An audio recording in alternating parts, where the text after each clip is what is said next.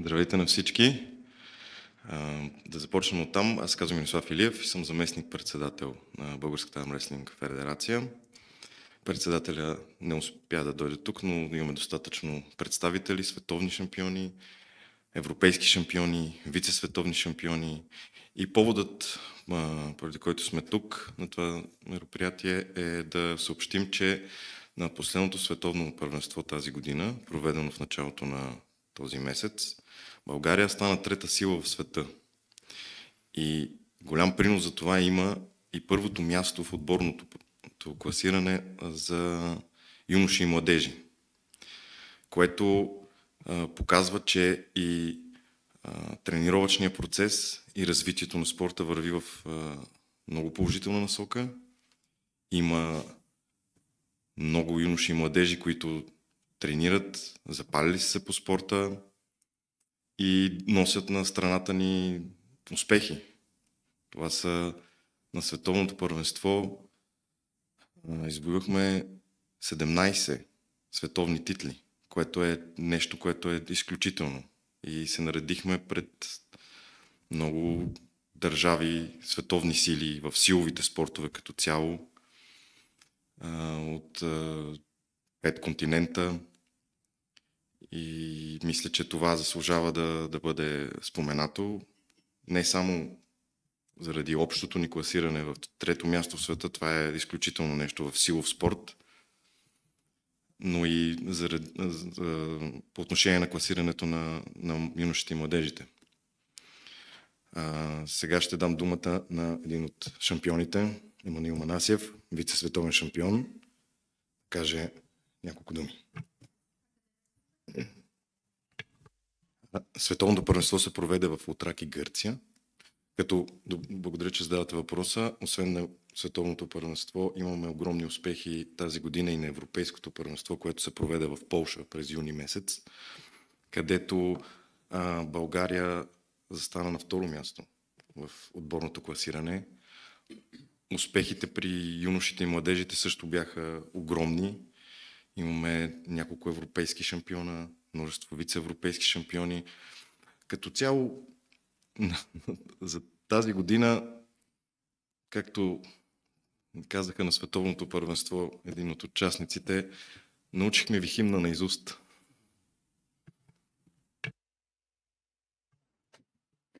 Здравейте и от мен. Емануил Манасиев се казвам и съм вице-световен шампион на последното световно първенство, което се проведе в Лутраки. Изключително горди и щастливи сме, че имаме възможност да поставиме България на световния форум, там където и е мястото в силовите, а може би не само в силовите спортове, и да върнем едни традиции, които отдавна може би бяхме забравили, неща, които виждахме основно в художествената гимнастика и вдигането на тежести и гордото веене на българския флаг на международните спортни турнири. Всъщност това, което може би сега ни дава повод отново да покажем, е, че армреслинг е един спорт, който може би не е чак толкова добре познат, не е чак толкова добре популяризиран, но всъщност в България той има огромни традиции, които датират някъде от началото на 90-те години. Добре развит от единични хора и състезатели, най-вече в лицето на председателя на Българската армреслинг федерация Цветан Гашевски. Традиции, които успя да запази и да предаде във времето, и в момента ние да береме плодовете на това, което в годините е изградено. Защото за всичките тези години в момента успяхме да развием изключително силна клубна дейност, която не само произвежда огромно количество световни шампиони, които са повод за голяма гордост, но успяват да предадат знания и на следващото поколение, и наистина поставянето на България като трета сила е изключително огромен успех, но това, че нашите юноши завоюваха първото място над 62 държави сред които държави като Съединените американски щати, Япония, голяма част от скандинавските държави, държави от Източна Европа и Балканите и нашите юноши да са номер едно. За нас е повод за гордост, защото усилията, които полагаме на клубна дейност, всъщност водят тези добри резултати. И искрено вярваме, че тази искра, която вече е запалена, ще дигне един голям пламък и спорта ще добие все по-голяма и по-голяма популярност.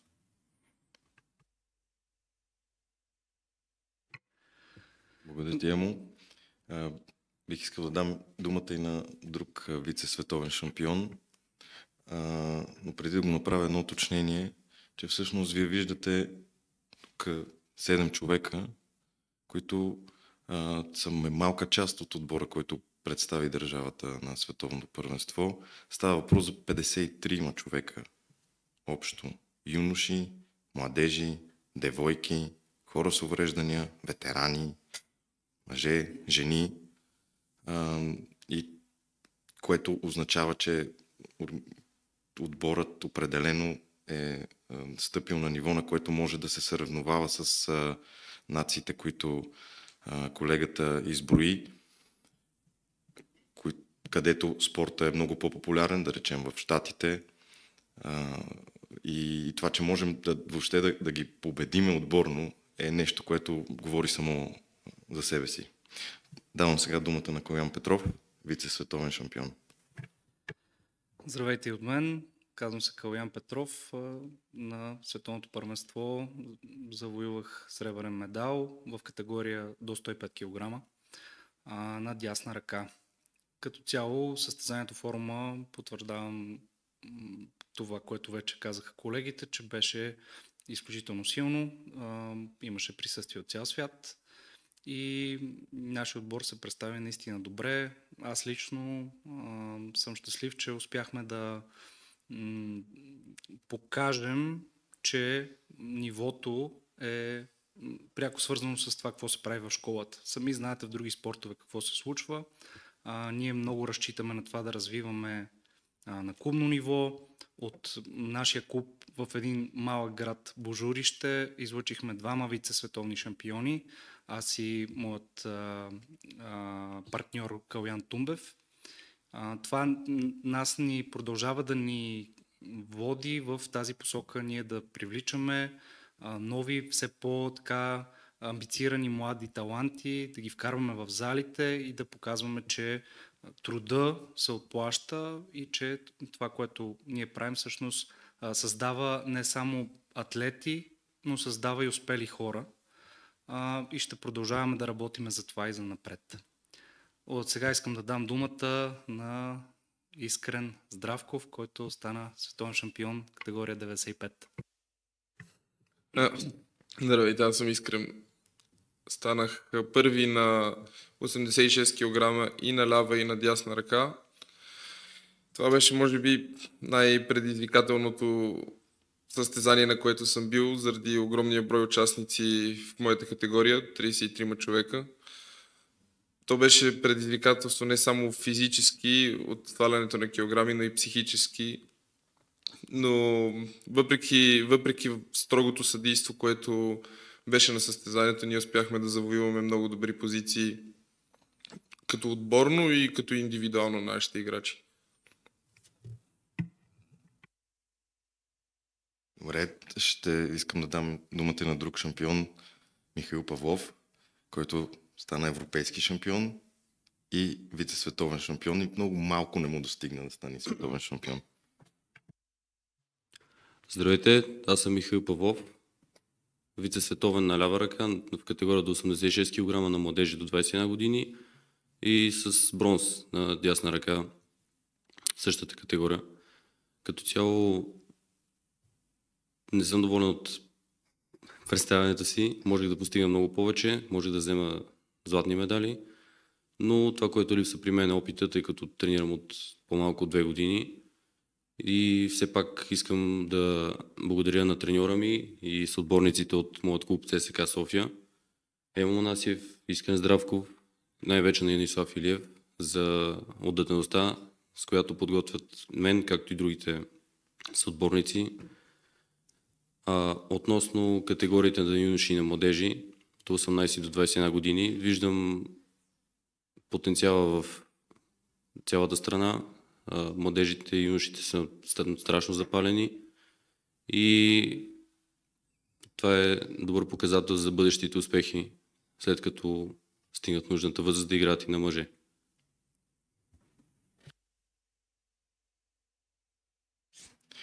Ами, като заключение... Да, няма. Да кажете, казахте, че сте първи отбор на младежи и трети общо класиране. Успяхте ли да поброите колко първи? Да, не искам да направя грешка, но общо като медали. 17 златни, но просто за да наистина не искам да кажа някоя грешка, може би още толкова сребърни и 8 бронзови. Отличие. Още един въпрос. Да. Принципно, както вие сами казахте, не е много популярен в България на този спорт, въпреки че когато ще се създаваше председател на федерацията ви, доста после шумеше за спорта, може би медийната ви политика е различна сега. Как се справяте чисто финансово, за да отидете в толкова голям отбор на такива състезания? Защото съм сигурна, че Министерството не ви дава достатъчно да изпратите отбор от 60 човека. Ами вижте, нашата организация и благодарение на Цветан Гашевски, който вие сте права, че не се шуми толкова около него, но тук трябва да се отбележи, че не влиза в медийното пространство в България. Той е, може би, както много наши изявени състезатели в много спортове, известен повече по света, отколкото в България. И това нещо, което се случва и тази цялата организация, която правиме, ние го правиме, защото това е организация между клубове, които са отдадени на това да осъществяват спортна дейност, да организират събития, да организират отбора. Нашата организация, която ние представляваме, на практика в момента няма лиценз. Тоест, ние успоредно с дейността, която развиваме в положителна насока, трябва да се справим с ударите на лицензираната федерация, която постоянно се бори срещу нас, се опитва да ни възпира всячески. Така че организирането на това, на този отбор, който представи държавата на световното първенство на Интернационалната армрестлинг федерация, на практика е с наши усилия. Това са на клубовете. Да, не мога дори да кажа, че тук става въпрос за отделни състезатели, защото организацията на самите клубове както трябва да бъде. Нашата борба е да правим силни клубове по места, в различни градове, да привличаме все повече и повече хора, защото всъщност една федерация е това. Една федерация са клубовете. Колкото са силни клубовете, толкова е силна федерацията. Всичко останало са... Сега няма да губа време да правя препратки към други спортове, но мисля, че на обществеността в страната е пределно ясно как стоят нещата. Ние сме оптимисти, че това в един момент ще се оталожи. Нямаме... Спорта е над тези неща и никой няма интерес от подобни... Никой спортист, казвам, няма интерес от подобни негативни взаимоотношения. Целта са спортните постижения. Целта са накрая един български спортист да излезе на световния подиум, да застане на първото място и целият свят да чуе българския химн. Това е нашата цел. Точно за това и колегата каза, че всъщност чрез спорта ние правим всичко възможно да изграждаме тези хора и като личности, т.е. да им даваме пример за това. Общо взето, това трябва по принцип да прави спорта. Защото спорта редом с образованието и културата са много важни неща за изграждане на нашето общество. И ние, освен че правим шампиони, съобразяваме това да са и стойностни хора. Защото в крайна сметка шампиона не е просто един медал. Това е, както е показал Цветан Гашевски. въпреки че световно признат, той дори продължава да се бори. Той в момента дори побеждава такива имена в световния армреслинг, че просто света е в шок и ще продължава да бъде в шок, защото в крайна сметка това е една българска сила, която...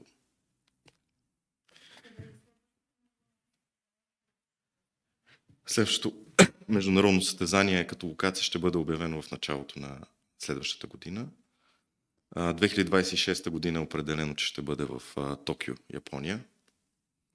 Като на нас сега като международно състезание, говоря нали, тук за европейско столно до сега, но като международно състезание предстои на 9 и на 10 следващия месец състезание в Горна Оряховица, меката на този спорт в България, но и в света.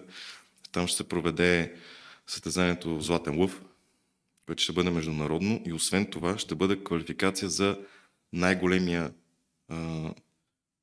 форум. Той не знам как да го квалифицирам, той е свързан с културизъм, с силови спортове, с много, много огромен форум, на който около 100 000 човека участват средно на година. Това е най-големият спортен форум Арнолд Класик, който се провежда в Щатите. Та нашето състезание имаме честта това да бъде квалификация за такова огромно състезание. Да, защото просто много малко организации могат да получат такова право. Предстои състезание в Благоевград международно, което ще бъде обявено допълнително. И в общи линии имаме доста събития, на които състезателите ни все по-често и по-често се готвят и участват, биват поканени на така наречените професионални матчове, които са един срещу един в по-широк кръг от рундове. И в общи линии се справяме завидно добре. Дори ако трябва да го кажем, професионалната сцена.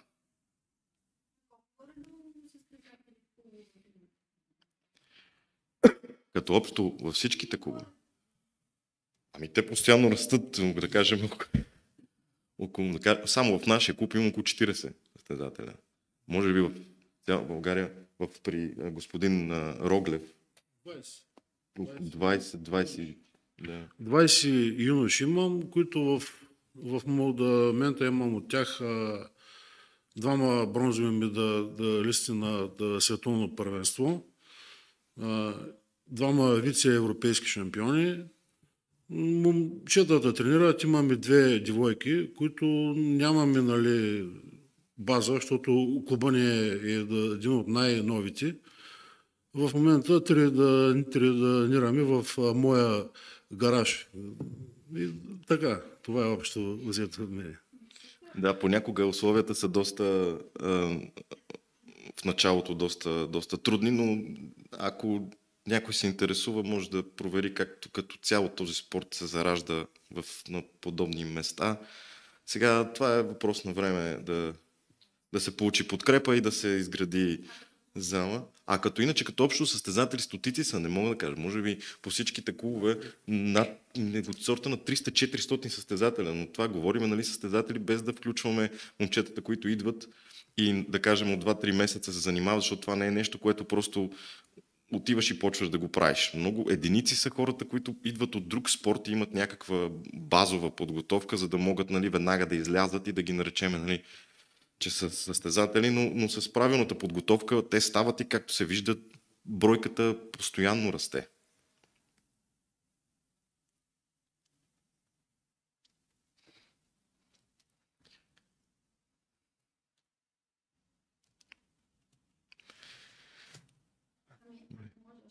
Да, разбира се.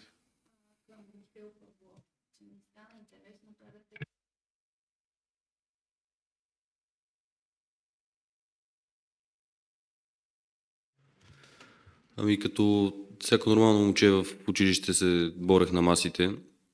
Естествено бях непобедим, докато не дойдох в клуба. Мога да кажа, че един много близък мой приятел от университета. Вследствие на обстоятелствата се запознахме в университета. Хванахме се на маса там.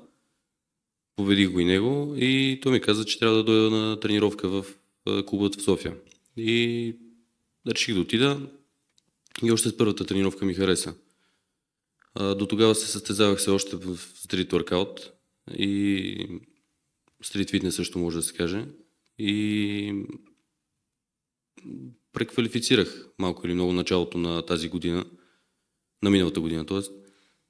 Да се занимавам по-сериозно и само с армреслинг и просто вътрешна любов към спорта и страст най-вече. Вижте, това, което пали много тази искра в всеки младеж, юноша, пък и не само, е това, че спортът е доста борбен. Освен това е атрактивен.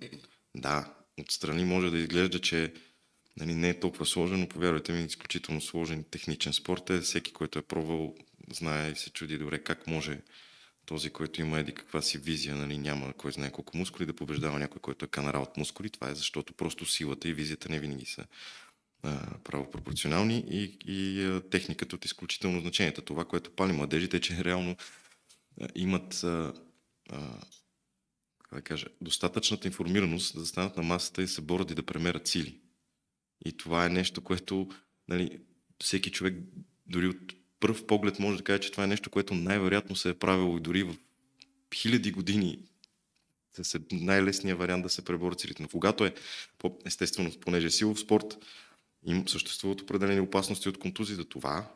И добре, че отворихме тази тема. Съветвам младите момчета да избягват без правила и не от регулирано по чиновете да се борят, а просто да намерят клуб, в който да тренират това нещо, за да им се обясни какво се случва, защото малко или много е опасно това нещо да се прави без надзор, защото това е все едно някой да отиде в фитнес и да няма кой да му каже, че не можеш да пробваш да дигаш 200 кг от лежанка. Това е важно да се каже по тази тема. Но да, за по-младите е важно да се сравновават и да се доказват.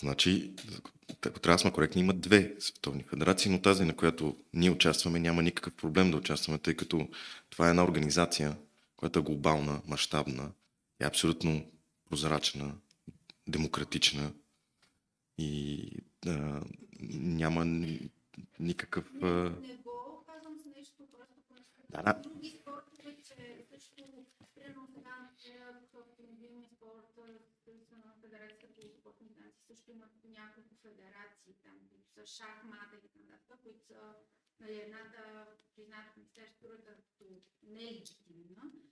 И знам специално в другите спортове, че ако си член на федерация, не можеш да участваш на световно първенство на тази световна федерация, която е приета в МОК. И за това просто питам като уточнение, не като... финансиране. Да, това е една много дълга тема, в която не сме дошли за това да дискутираме, но Световната федерация, която те ни признават нас като отбор и не виждам... Вижте, както казах по-рано, федерацията това са клубовете. Така че в един момент спортовете, които вие визирате, в един момент това с времето ще се изчисти, защото колкото и да се роят едни федерации, тук не става въпрос за една проста регистрация на някакво сдружение, организация. Да, няма проблем. Ние ви казваме каквото е положението. Това, че ние сме постигнали това. Това е следствие на много усилия.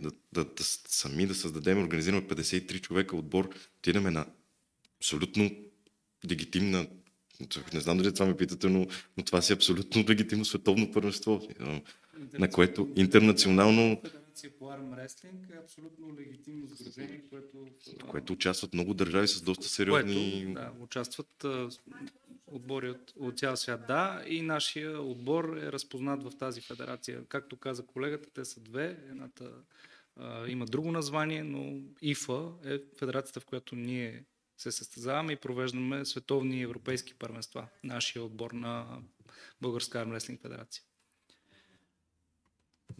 На нашето сдружение. Това е там, където участваме, е федерация, която е регистрирана на място, на което почти всички световни федерации са регистрирани в Цюрих, в Швейцария.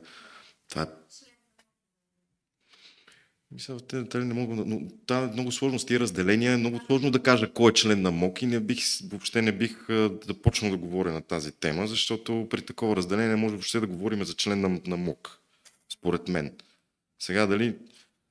Не знам, наистина не мога да говоря за това нещо и нямам и желание. Докато стигнем до такъв разговор, да, и тази федерация стреми да стигне до МОК.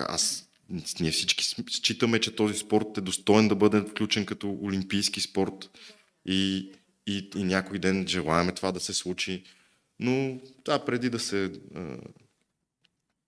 преди хората да разберат, че всъщност какво представлява федерацията и как работи и как се правят шампиони,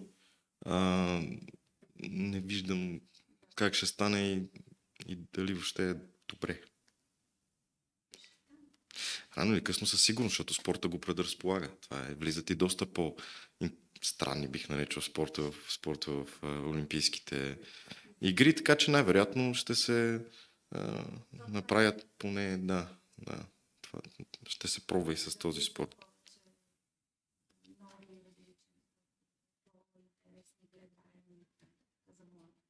Да, но като шапка на тази тема, която отворихте, може да се сложи точно и материята, която също засегнахте по отношение, нали, на другите федерации. Може да видите, че това са в много от случаите, това са отделни състезатели, които постигат някакви успехи с неимоверни усилия в много лоши условия.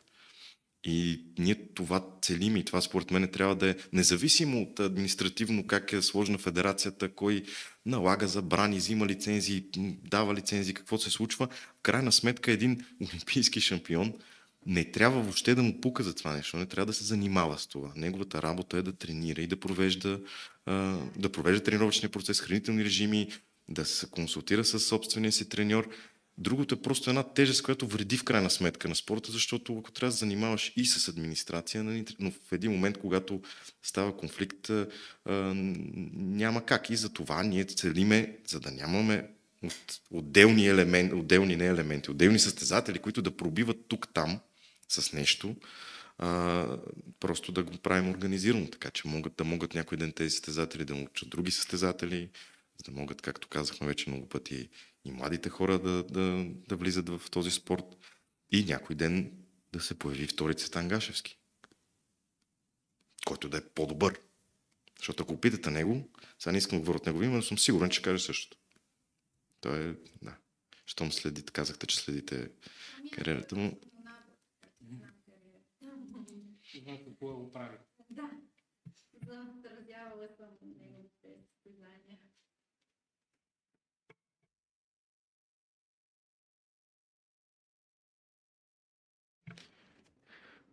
Ако няма други въпроси, някой да иска да каже от колегите заключителни думи?